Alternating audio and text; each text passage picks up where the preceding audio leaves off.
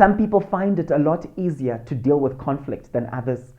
I've coached and counseled some people that are strong characters, but they really struggle when it comes to confronting an issue. I remember one lady who would call her husband Mr. Carpet because he would sweep things under the carpet. He hated conflict, despite the fact that he was a strong character.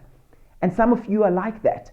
There's some people who've come from broken homes, and in their minds they associate the conflict and arguing and confrontation with abandonment. And so as a result, some of them grow up just really being afraid of permanently altering a relationship through conflict. So, do you know your default conflict handling style? Are you aware of what that is?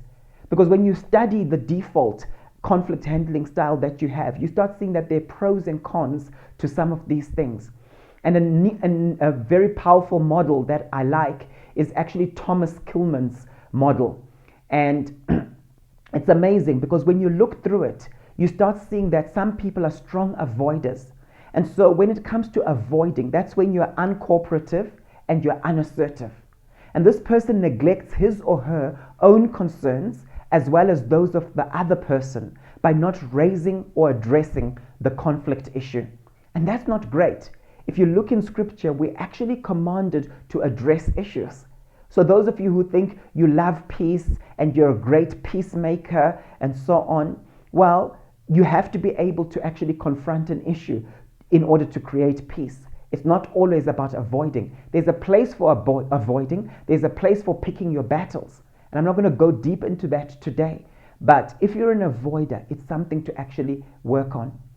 The second type of style is when you're accommodating or obliging. This is where you're both cooperative and unassertive, right? So this is where you seek to satisfy the other person's concerns at the expense of your own concerns. And that's not always a good thing because sometimes resentment then builds up. The third one I want to talk about is the person who's dominating or competing in their style. This is where you're a kind of individual who's uncooperative and you're also assertive. This is the opposite of avoiding. This is where you use whatever seems appropriate to win your own position. So it's very much a win-lose mindset.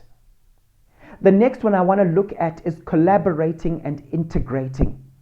Collaborating and integrating. This is where you're cooperative, but at the same time you're also assertive. Now remember, when someone is assertive, they're basically saying, you know what, I'm going to stand up for my rights, but at the same time I'm also going to listen to you because I respect you. Okay? That's the mindset of someone who's assertive. I'm going to do so respectfully. This is the opposite of avoiding in a sense also. So this is where you work with the other person to find a solution that fully satisfies both of you, right? It satisfies your own concerns and those of the other person. And that's quite important, isn't it? Then there's compromising.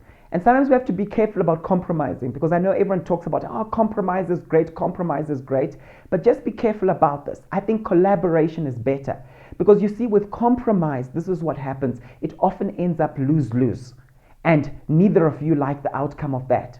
Okay, so it's an intermediate approach, right, in cooperativeness and also assertiveness. This is where you seek an expedient middle ground position that provides partial satisfaction for both parties.